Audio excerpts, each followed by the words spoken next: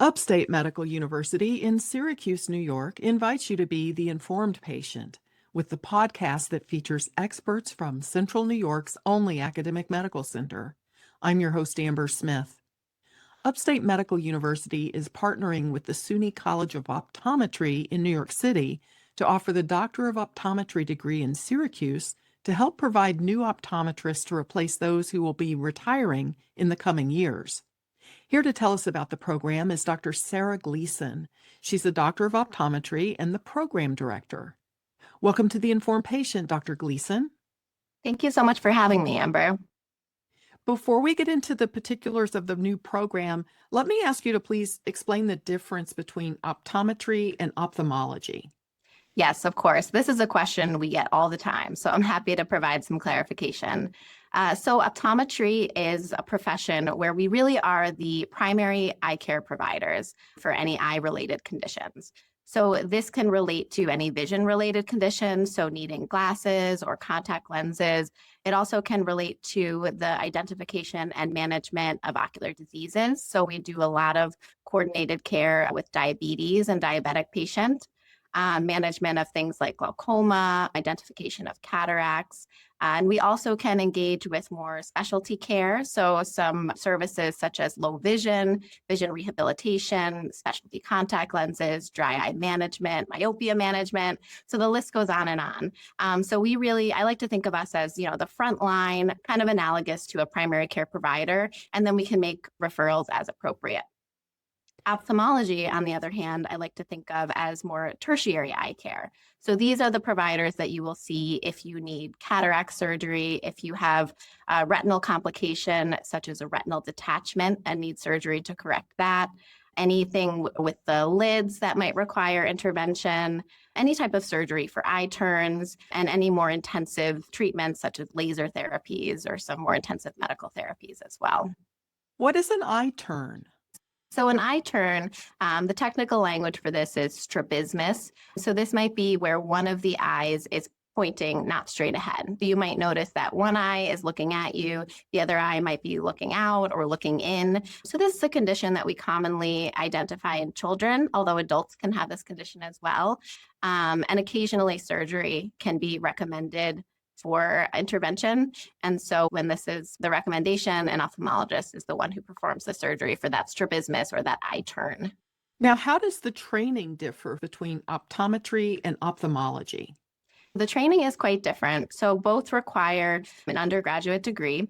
And then after the completion of undergraduate degree, an individual could decide to pursue a Doctor of Optometry degree, which would be through optometry school. So this is a dedicated program to optometry. It's a 4-year program. The students do receive a doctoral degree at the end, and then they can make the decision whether or not to pursue residency. So residency for optometry currently is optional, and the residency typically, if pursued, is a 1-year program.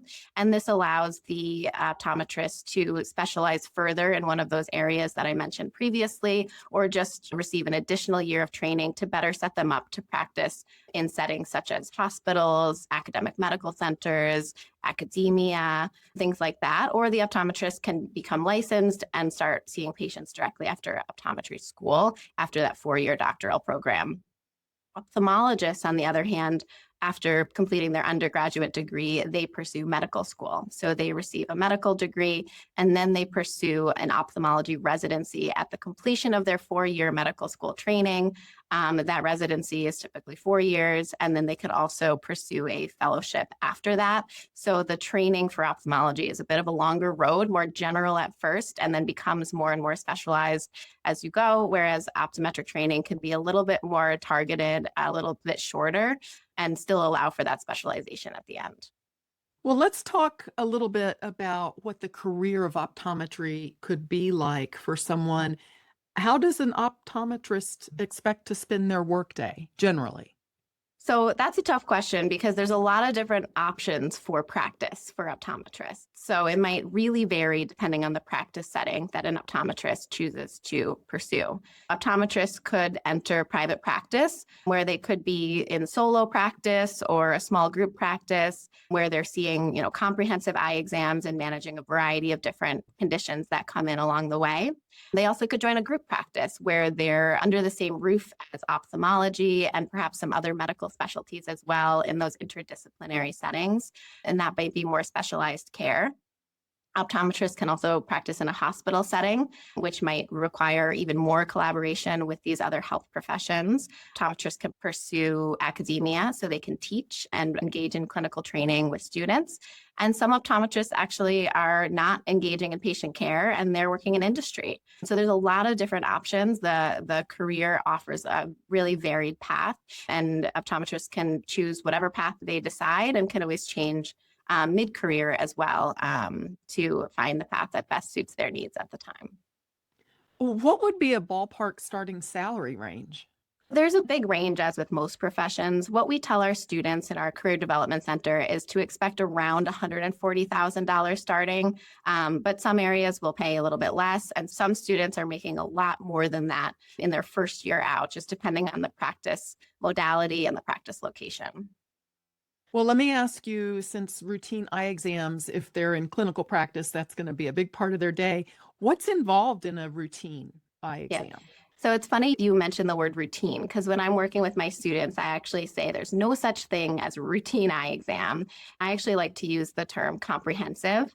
And that's because we really don't know all of the different things that our patients might need when they come in. A lot of times our patients aren't aware of what conditions they might already have. So when we think about a comprehensive eye exam, typically these are driven by the patient's need for visual correction. So a lot of patients find us because they need glasses, they need an updated prescription, they want to try out contact lenses, and that might lead to the identification and management of other conditions like dry eye and cataracts.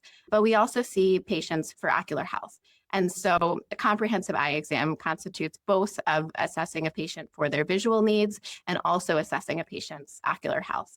So looking at the structures of the eye and screening patients for common eye conditions like dry eye, glaucoma, macular degeneration, cataracts, diabetes. These are terms that patients always come in worried about, and diagnoses they're always asking about. And so we're able to assess and diagnose conditions if they arise in the eye during these comprehensive eye exams. Do they ever end up handling eye emergencies? Absolutely.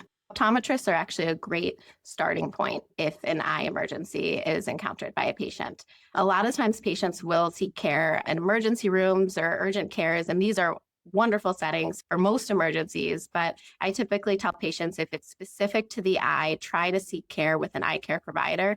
And typically an optometrist will have more availability in their schedule than an ophthalmologist that might be more booked out, especially in this region. So seeking care with an optometrist first. And a lot of the times optometrists can fully manage ocular emergencies that come in. And then of course, if further management and co-management or referral to an ophthalmologist or other healthcare profession is needed, the optometrist can certainly coordinate this care. This is Upstate's The Informed Patient podcast. I'm your host, Amber Smith. I'm talking with Doctor of Optometry Sarah Gleason, who is the program director for the optometry degree program at Upstate. Let's talk about the career outlook. What do you project the demand will be for optometrists in the near future? So the career outlook for optometry is very good. We have an aging population, and with increased age comes increased prevalence of many of these conditions that we've been mentioning so far. We will be frontline in the identification and initial management of many of these conditions, and these conditions are not going away. Treatment is getting better, but this will require just more coordination with optometrists and ophthalmologists as well. We also have an increase in myopia prevalence. So myopia is nearsightedness, and many of our listeners might have myopia themselves or might have children with myopia that are getting their first pair of glasses. And we know that this condition is on the rise, and optometrists are the primary providers of myopia management. So this is a subspecialty of optometry that aims to reduce the progression of myopia. So we don't continue to see that glasses prescription going up and up, because that condition can lead to further complications in the retina, like I mentioned previously. So I think that the career outlook is great. And one of the reasons SUNY College of Optometry decided to partner with Upstate Medical to offer our degree in this region is because there's significant workforce shortages in this region. So there is a need, and we're hoping through this partnership to be able to provide an alternate training pathway for students who want to remain in upstate New York for the majority of their training and hopefully practice here to be able to manage this increased demand and the current demand that already exists. When you talk to practicing optometrists, what do they say that they like most about their career? So one of the things that always comes up is variety. So I think that you've heard me explain all the different conditions that we manage, all the different reasons patients might come in to see us. And I think that each day and each exam, like I said, there's no routine exam. It's very varied, and we're able to do a variety of different things with our patients that we have in our current practice, but we're also able to switch up our practice modality and engage with a lot of different types of the profession. I also think that doctors of optometry feel a lot of career satisfaction. Patients care a lot about their vision, of course. It's one of our most important senses. Of course, I'm biased in that, but I think we can all agree that preservation of vision is crucial for, satisfaction of daily life. And so the fact that we're able to work with patients to help improve their vision through visual correction and prevent or slow vision loss from some of these chronic diseases I've mentioned, I think that that's incredibly satisfying, and I think it's humbling for us as well. Now, what kind of person do you think makes a good optometrist? Are there certain attributes you look for? Yeah. So, working at an optometry college, a lot of the times in admissions, we think about statistics, we think about, a student's GPA, a student's entrance exam. But realistically, what I really like to see in a prospective applicant, in an optometry student, in a colleague, is that they are a lifelong learner. So with our training program, with what we're offering, what we've offered in New York City and what we will now be offering in Syracuse, it's the foundation. We offer a foundation and a really excellent degree program to be able to start seeing patients and take care of patients in the region. However, this is just the start, and every day is another day of education. And so I really like those students who are curious, who are eager, and who just want to keep learning, because there's new medications coming out. There's always new imaging equipment coming out, new published studies letting us know how to better take care of our patients based on evidence-based medicine. So that lifelong learning, I think, is the best thing that you can find in an optometrist. This is Upstate's The Informed Patient podcast. I'm your host, Amber Smith. We're learning about a new partnership with the SUNY College of Optometry in New York City, which will allow a Doctor of Optometry degree to be offered on the Upstate campus in Syracuse. Dr. Sarah Gleason is the director of the program, which begins in fall 2027. Can you tell us about the new program? We will be opening or enrolling our first class in the fall of 2027. And again, this is a partnership with Upstate Medical University. So SUNY College of Optometry is offering an alternate campus option. And our first class will be for 16 students. Now, we do plan to expand eventually, but we're going to keep it small, and this is intentional at first for 16, with a targeted final enrollment of around 30 or 32 students. Now, this program is very unique. This is a really innovative optometric education endeavor in that we are going to be connecting both campuses using technology to offer some synchronous components of the curriculum. So students will be able to engage with professors in New York City and vice versa. And then we will have on-site faculty here in Syracuse on campus working with students in labs and in clinics. We will also be partnering with the Department of Ophthalmology at Upstate to offer our clinical curriculum, and that primarily is taking place during the third year of the program. And as I alluded to before, one of the main reasons that we're pursuing this endeavor and have partnered with Upstate Medical University is because of the workforce shortages that exist in the region. And we're really hoping to tap into the talent that already exists in the region, allow students in the region to be able to pursue a training pathway that does not require them to attend school in Midtown Manhattan if they prefer, the beautiful upstate New York region rather than busy metropolitan New York City. And so our goal is to offer another option to these students and hopefully improve the access to care in upstate New York.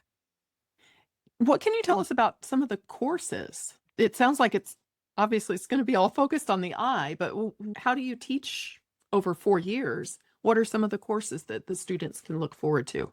So it is focused on the eye, but the eye is connected to the body. So we can't just teach about the eye and forget, everything else that affects the eye in terms of systemic diseases. So a lot of our curriculum is targeted towards, what ocular manifestations of systemic diseases could be, but we cover those systemic diseases and systemic processes as well. So it's a 4-year program, but the first 2 years are a little bit heavier in classroom education and lab education. So students will, in their first year, for example, learn optometric techniques. So very specific to the eye and very specific to becoming an eye care provider. But they'll also learn basic sciences, pharmacology, neurology, neuroanatomy. It's very general and then becomes more and more focused. Now, I mentioned before that we also have, of course, it's a clinical program. So we have clinical training as well. So the clinical training is mostly focused starting in the 3rd and 4th year, but really also starts in the 1st year because we get students into clinic starting in their very first week of optometry school, participating in clinical observations, eventually in 2nd year participating in medical scribing, and then students will see their very first patient towards the end of 2nd year, with the 3rd year dedicated to more autonomous patient care, of course, under the supervision of SUNY Optometry faculty that will be here. And then the 4th year is rotations. So every student, whether they attend the Syracuse campus here or the New York City campus in Manhattan, they will all complete one rotation at the University Eye Center in New York City. So they'll still have in-person access to everything that we've always offered in New York City. And then the other 3 rotations can be really anywhere. We have rotations all across the country, depending on the year. Sometimes we have international rotations open as well. Students can choose which rotations they wish to pursue based on the region that they want to see patients in, and then those specialties that they're hoping to get more exposure to, different modes of practice, etc. Now, what is the tuition? Full-time in-state tuition is just over $32,000 because we're a state institution. Out-of-state tuition is just over $53,000, so a lot more costly for out-of-state students. To qualify for that lower tuition, a student does need to be an in-state resident. However, most students are eligible to become New York State residents after living in the state for 1 year. So if that student is eligible, they can then qualify for our in-state tuition of just over $32,000 after their first year. So it becomes much more affordable by living in New York State. Now, is housing offered? So in New York City, we've never formally offered housing to students, although we do offer significant help and guidance in the process, since New York City can be a bit intimidating to navigate in terms of the housing market. In Syracuse, we are partnering with Upstate to offer what is available to Upstate Medical students, which there are some limited options for more on-campus housing. However, my best guess is that our students will primarily live, off campus. I actually was a student at Syracuse University, so I'm familiar with finding housing as a student. And my understanding is that, there's a lot of options. In my research, I've been working closely with my director for student affairs up here, and we're going to provide ample resources to students to be able to provide information for them and guide them based on what neighborhoods to live in and how to best kind of navigate living around the campus. So for someone who's listening to this, who's interested in the program, what is the application process like? And I know you said an undergraduate degree. Does it have to be in a science? It does not. That's a great question. And generally, we need an undergraduate degree, but there are some exceptions where we partner with different universities where we do 3-4 programs. So we may even accept some students before they fully complete their undergraduate degree. However, typically we need an undergraduate degree, but we do not dictate what major a student needs to have. That being said, we do have a list of prerequisites, and those can be found on our website. I'll share our website at the end. And so as long as the student has completed all of the prerequisite requirements, they can have whatever major they want. And sometimes we like to have students with different backgrounds, because patient care is a lot more than just science, right? We have to talk to patients, we have to troubleshoot. So sometimes it's not a bad thing to not have a major in a science, as long as you have those prerequisites. In addition to having those prerequisites and usually that full 4-year undergraduate degree completed, we also require an entrance exam. So this is called the OAT. And we recommend that that's completed It has to be completed, I believe, by the end of February, but we recommend it's completed closer to August and September. And then the students apply. They put in their application. We're rolling admission. So the earlier a student applies, the better chance that the student has at getting a seat. We are a very competitive program, and we expect to be even more competitive in Syracuse simply based on the fact that we only have 16 seats available. This is in comparison to our campus in New York City that has 100 seats. So my recommendation to students that are interested in a seat in the Syracuse campus is to apply early, because we're hoping to fill early. And new this year, we are actually offering what we call an early assurance program. So if a prospective applicant applies by August 1st, they could receive their admissions decision by October 1st. Now, there are some eligibility requirements that can be found on our website, but there's a lot of benefits to this program as well, some scholarship money in addition. So definitely something to consider if an applicant is ready to apply and ready to apply early. So what is that website? So our website can be found, it's www.sunyopt.edu, or you can simply Google the SUNY College of Optometry, and we are the first link that comes up. Wow. Well, this is exciting. Thank you so much for taking the time to tell us about this. Of course, thank you so much for having me. I'm so excited to be back in the region and helping launch this new program between SUNY College of Optometry and SUNY Upstate Medical University. So thank you for having me on the show. My guest has been Dr. Sarah Gleason, the program director for the SUNY College of Optometry program at Upstate. The Informed Patient is a podcast covering health, science, and medicine, brought to you by Upstate Medical University in Syracuse, New York, and produced by Jim Howe, with sound engineering by Bill Brokel and graphic design by Dan Cameron. Find our archive of previous episodes and transcripts at upstate.edu/informed. If you enjoyed this episode, please invite a friend to listen. You can also rate and review the Informed Patient podcast on Apple Podcasts, YouTube, or wherever you tune in. This is your host, Amber Smith, thanking you for listening.